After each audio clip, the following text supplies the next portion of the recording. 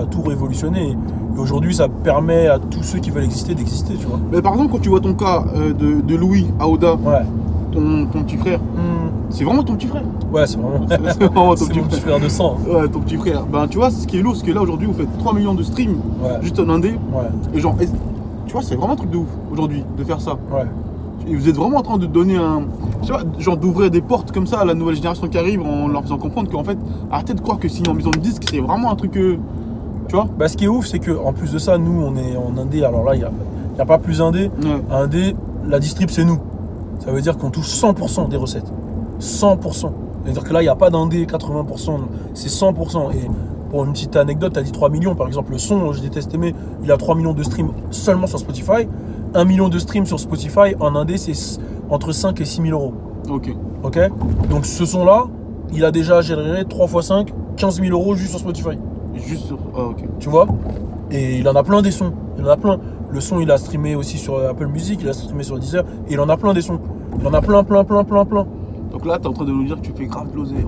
En fait, là où t'es en train de nous dire que là, tu fais Non, que là, l'oseille, toi, ça tombe comme ça tombe. Non, ça c'est pas ce tombe que dans j'ai dit. tes J'ai dit que ce que je voulais dire, c'était que voilà, en vrai, en étant en indé, je pense que tu peux très très bien vivre, tu vois.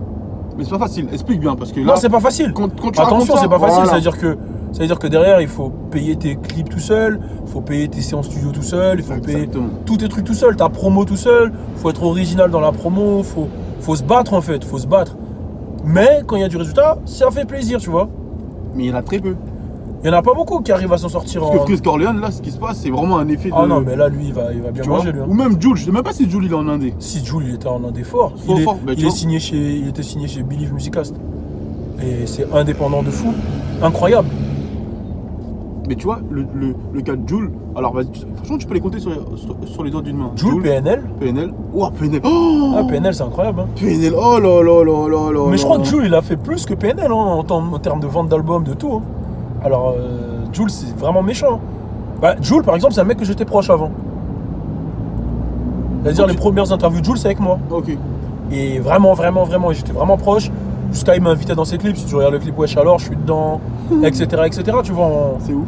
on parlait bien à l'époque, tu vois. C'est un bon délire, Jules, c'est un bon gars. C'est vraiment, et je trouve que lui représente vraiment ce truc-là de l'indépendance, en fait, tu vois. Ouais. Il fait ses prods tout seul, il fait ses mix tout seul. Enfin, plus maintenant, je crois, mais en tout cas, au début, ses premiers albums, il faisait tout seul, quoi. Quand c'est comme ça, c'est-à-dire que tout te revient en fait. Ah oui, mais là, c'est tout te revient, c'est vraiment là, un c'est à délire. 100%. Là, sa SEM, il remplit, il n'y a que son nom. La fiche ASM, il n'y a que son nom. C'est Donc. terrible. Et sa production, c'est parce que je sais pas. Je crois que là, c'est lui tout seul, avec d'or et de platine, toujours. Ouais. Mais voilà, s'il a des gens autour, c'est lui et ses gars, quoi. Et maintenant là, il peut faire avec tout le monde. Franchement, c'est lourd. Mais maintenant, c'est pas donné à tout le monde, tu vois. Exactement. C'est pas donné à tout le monde de faire ça. Pas Et, de fou. et parlons toi de ton évolution sur tout, Génération, French Plug. Ouais, Tu étais chez Booba avant. ouais. Genre, qu'est-ce qui se passe Enfin, maintenant c'est fini tout ça. Maintenant, Mhm. t'es que sur French Plug. Mhm. BET, c'est comment? BET, je continue. Ouais. Parce que BET, ça représente beaucoup pour moi, ça représente mon enfance. Ouais. J'ai grandi en regardant BET, tu vois, sachant que moi, je suis Guadeloupéen martiniquais. Ouais. Et en Guadeloupe, Martinique, on a BET.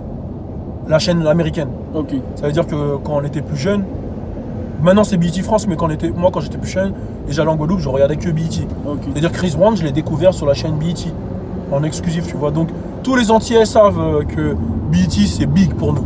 C'est-à-dire que tous les gros shows que les gens se prenaient la tête à regarder, moi je les regardais quand j'allais chez ma grand-mère en Guadeloupe, je restais mes 3 mois, 4 mois et je me saignais à BET. Donc quand on m'a contacté pour faire BET, c'était obligatoire que je le fasse. Ok. Et ça représente beaucoup pour moi.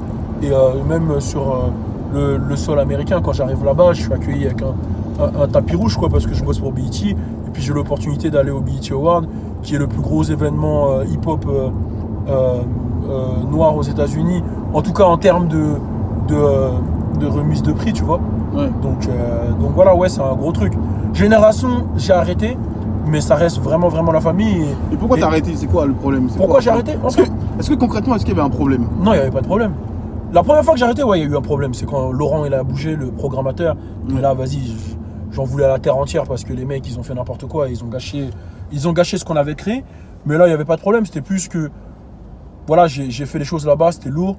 Et là, je suis dans d'autres trucs. J'ai envie de j'ai envie de tourner des nouvelles pages de ma life et vraiment construire des choses autour de certaines choses, comme le podcast que je fais, comme le côté un peu plus cinématographique que j'ai envie de bosser, etc. Donc c'était plus, on va dire, j'arrivais plus à tout gérer en même temps, donc j'ai tourné la page, tu vois. C'est ouf. C'était quotidien pour C'est moi. ouf. C'est ouf. Parce que là, aujourd'hui, quand on parle de génération, on parle de BET, c'est vraiment des grosses structures, tu vois. Mais maintenant, aujourd'hui, toi, avec French Pug, tu es en train de devenir une grosse structure. Ça fait plaisir. Mec, nous, quand on fait avec mes petits gars, quand on fait nos backstage et qu'on les poste sur French Pug, 90 000, genre, mec, Ah, c'est beaucoup. c'est énorme. Aujourd'hui, nous, si on fait un truc avec un artiste, on fait un backstage avec un artiste, il a un impact direct, ça lui apporte directement. Ouais, j'ai capté. Et ça, c'est ouf. Donc aujourd'hui, est-ce que tu penses que c'est le truc à faire en fait? De monter ses propres structures, de monter ses propres business. C'est ce que Kanye il dit en ce moment, ton gars Kanye là. Il est en train de mettre des Tu tweets. parles pas trop bien de Kanye. Donc, Non, arrête. Donc, Arrête, je suis gentil sur non, Kanye. t'es chelou. De toute façon, Louis, il sait que Vas-y. Non, je suis gentil sur Kanye. Genre, je dis que j'aime pas des fois comment il s'exprime, mais souvent dans les messages, il y a des trucs qu'il dit qui sont positifs. Qui tu sont vois. vrais. Là, vrai et positif. En ce moment là, il est grave sur le ownership, comme il dit, genre comme posséder ses œuvres, posséder ses biens, etc. Donc ouais, moi c'est en tout cas, moi c'est ce que je représente depuis le début et c'est ce que j'ai toujours fait, créer mes choses, avoir mon bureau, avoir mes plateformes pour travailler et ne dépendre que de moi, tu vois. C'est-à-dire même quand j'étais à Génération, j'avais quand même mon site à côté. Tu vois, j'avais mon site qui s'appelait French Def à l'époque, qui tournait, qui ça, j'avais quand même mes vidéos, tu vois. J'ai toujours voulu avoir ce truc qui m'appartient en fait. Ouais. Parce que c'est là où tu peux le plus t'épanouir. Personne qui te dit fais ci comme ça, tu vois. Et aussi parce que je pense que c'est important d'avoir un truc qui t'appartient pour le futur. Tu vois, moi je vise sur le futur, sur le long terme. Et le développement pour moi c'est important. Et puis j'ai eu des expériences avec des grosses boîtes où la grosse boîte en fait elle t'utilise et souvent elle en a rien à foutre de toi, tu vois. Ce qui est là qui peut te changer comme ça. Elle peut te changer comme ça veut dire il y a un truc qui va pas, vas-y, on met quelqu'un d'autre. Et au final, tu te rends compte que tu as fait évoluer une grosse boîte et que toi, au final, tu te retrouves sans rien. Tu vois ce que je veux dire? Et ça m'est arrivé plusieurs fois et c'est... Heureusement que j'avais mon background toujours. Mais est-ce que c'est pas un échange de bons procédés dans le sens où toi, demain, quand tu vas bosser avec BET, Ouais, c'est un échange de bons procédés, bien sûr, tu vois? bien sûr. Maintenant, le problème qu'on a là aujourd'hui, c'est que la plupart, quand ils vont bosser, ils mettent corps et âme sans penser à se dire, ouais, ça va se terminer, on sait jamais, tu vois. C'est ça. Et que toi, c'est là où tu as été fort dans le concept. C'est de réussir à se dire, ok, c'est lourd, je bosse avec eux, mais il faut que je pense aussi à moi. Avant tout, à moi. Et ça, c'est lourd. Ça, je l'ai appris de mes gars au States, tu vois, à Rascal, tout ça, tu vois. Ils m'ont toujours dit, même si tu travailles là, il faut que tu aies ton truc à toi. Parce que on veut pas dépendre des gens, en fait. Tu vois, on veut pas dépendre des gens et c'est pas ce qu'il faut faire. Parce que, comme on l'a dit, il peut se passer un couac et là, tu te retrouves à la rue. Et surtout dans notre job qu'on fait, c'est précaire, entre guillemets. Ouais. Journaliste, même si je me considère pas comme un journaliste, mais c'est les gens me mettent dans cette catégorie. Journaliste, animateur télé, ce que tu veux. Toi, tu te considères comme quoi alors? Moi, je me considère comme un entrepreneur, tout simplement. J'entreprends ce que j'aime. Donc, du coup, que ça soit dans le cinéma, dans ci, dans ça, j'entreprends. Je fais ce que j'aime, je suis un entrepreneur en fait. Si demain je peux devenir réalisateur, comme demain, regarde, j'ai créé une marque de vêtements, j'aurais jamais dit ça. Ouais. Et, tu vois, genre, ça y est, je suis un créateur de. C'est-à-dire que là, maintenant que j'ai créé une marque de vêtements, je suis un designer, genre. Tu vois, non, moi, je suis juste un entrepreneur, je fais ce que je kiffe. Et puis c'est tout. Ouais, c'est tout, voilà. Est-ce que tu es conscient de l'impact que tu as pour la nouvelle génération? Et tu vas me dire non, je te connais. Toi, t'aimes trop faire ça. Non, en fait. Gros, t'as vu ce qu'a fait le mec tout à l'heure? Tout à l'heure, il y a un mec là, il t'a vu, il était choqué, gros. Et gros, il roulait comme ça, ouais, j'étais choqué. Non, en fait, c'est pas que je suis pas conscient, c'est que je le vois pas comme les gens ils le voient. Ouais. Ça veut dire que moi, on me dit, ouais, tu vois, les gens ils disent ci, ça. Moi, je le vois parce que je reçois des messages de gens qui me disent des fois, oh, Simer, tu m'as aidé dans ça, dans ci, dans ça. Tu vois, je reçois des messages comme ça. Donc, et même je vois les abonnés, les trucs, donc je vois. Mais j'ai pas, quand on me le dit, comment les gens ils me le disent, je le vois pas pareil en fait. Je le vois en mode j'ai donné de la force à certaines personnes, peut-être de se lancer dans des choses qu'ils n'oseraient pas lancer, ou voilà, tu vois, se faire des choses que peut-être ils oseraient pas faire. Je suis un peu comme Young Thug, entre guillemets, Ouais, le premier qui a porté des jupes, et ben le premier qui a accepté un style vestimentaire, tu vois, les cahiers, les trucs. Gros, promo, le premier qui a porté les jupes, c'est Djibril Cissé. Redonnons à César ce qui appartient à Voilà, César. mais t'as capté, quand j'ai pris la comparaison Young Thug, c'était histoire de dire, Ouais, j'ai capté que- je me suis sacrifié un peu pour les Ouais. gens. C'est-à-dire les insultes, c'est moi qui les ai reçues, les trucs, voilà, tu vois. Et au final, bah, je pense que aussi les gens ils m'ont suivi dans mes aventures, que ce soit les phases descendantes et les phases ascendantes. Et du coup, bah, le fait que les gens voient que je lâche pas et qu'à chaque fois je rebondis, je pense que ça leur donne la niaque dans leur propre projet. Ouais, de ouf. Ouais, de ouf. Moi, je le ressens parce que ça va faire 1 an qu'on travaille ensemble. Et en 1 an, c'est vrai que souvent les gens, quand ils m'arrêtent, c'est ça la première question. Balou, il faut. Ah ouais, putain, Ouais, c'est ouf, hein. c'est ça qu'ils me disent. Et c'est marrant parce que moi, je suis à l'intérieur du truc et je vois et je me dis, ouais, le mec, après, tu charbonnes beaucoup. Tu vois? Et ça, les gens ils le voient pas aussi. Ouais. Les gens ils voient jamais le charbon. Ouais, tu charbonnes beaucoup. Tu charbonnes beaucoup, beaucoup, beaucoup, beaucoup. Et c'est vrai que c'est chaud. C'est chaud, mais après, t'as ce que tu mérites en vrai. Dans la vie normale, hein, en général même. T'as ce que tu mérites. Tu charbonnes, mec, c'est normal. Mais là, aujourd'hui, moi, il y a un truc où je trouve que t'es fort. C'est sur la com. Ah ouais? Comment communiquer un produit ou comment communiquer une émission ou comment communiquer un. Je sais pas, je te prends l'exemple du French Plug Show. Ouais. French Plug Shop. Ouais. Ok? Mec, pour faire la promotion d'un site internet, t'as écrit un son. Je sais pas, est-ce que le son il stream en ce moment sur les réseaux? Franchement, j'ai pas regardé le nom de Ah, t'as pas stream. regardé. On l'a mis pour le rigoler, tu vois. Mais c'est ouf de sortir un son, de faire un son spécialement pour sortir une marque, pour genre tu pousses le truc, tu vas beaucoup plus loin que simplement. Et est-ce qu'aujourd'hui c'est peut-être pas ce qui manque en France chez les artistes? Bah en fait, bon, ça se développe de plus en plus hein, quand tu regardes PNL, leur stratégie, etc. etc. Mais encore une fois, comme je le dis, moi c'est mes voyages un peu partout qui m'ont fait capter ça, tu vois. Ouais. Bah, on va prendre là où je vais le plus souvent, c'est les États-Unis. Les gens pensent que j'idolâtre les États-Unis, mais c'est même pas ça, c'est que j'ai beaucoup des gars à moi là-bas, etc. Et on va pas se mentir que c'est le pays de l'entertainment. Ouais, de ouf. Même pour te vendre. Tu prends par exemple la série Better Call Saul, pour ceux qui connaissent, c'est une série, c'est un genre, c'est l'avocat de Breaking Bad qui a sa série, tu vois. Et l'avocat de Breaking Bad, dans la série, à un moment, il ouvre son premier cabinet d'avocat et il voit que ça fonctionne pas.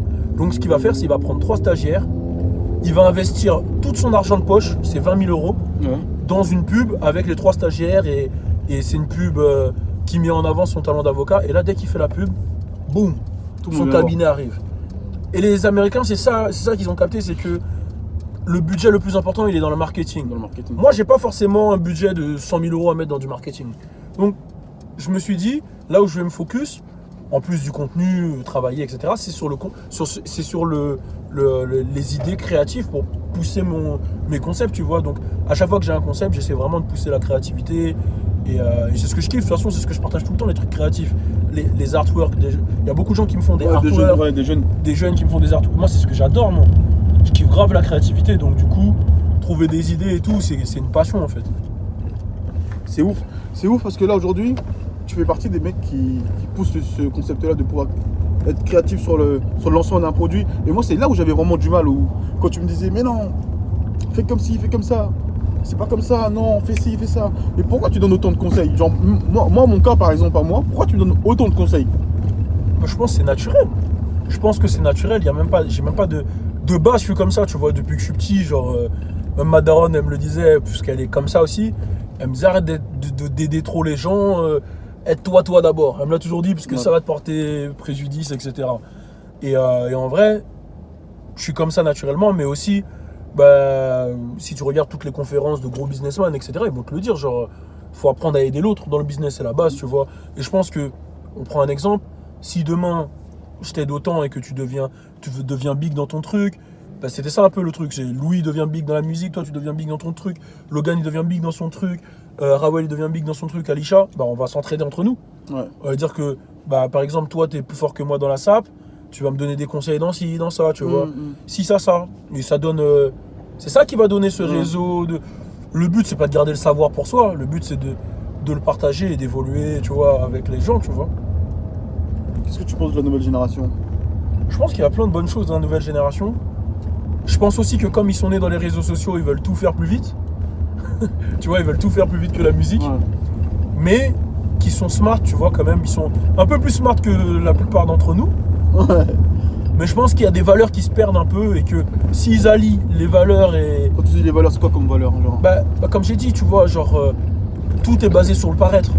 Tu vois, c'est-à-dire que des fois, bah, si tu remarques, je regardais carrément un truc sur Netflix tout à l'heure, il y a eu un taux de dépression qui, chez les meufs surtout, chez les jeunes, en vrai même chez les mecs, bah, qui a évolué de ouf.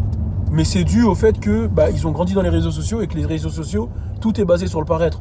Donc, par exemple, une petite meuf, quand elle va se regarder dans le miroir, elle va voir qu'elle n'a pas les formes de Nicki Minaj, elle va être dans un mal-être, elle va ci, ça.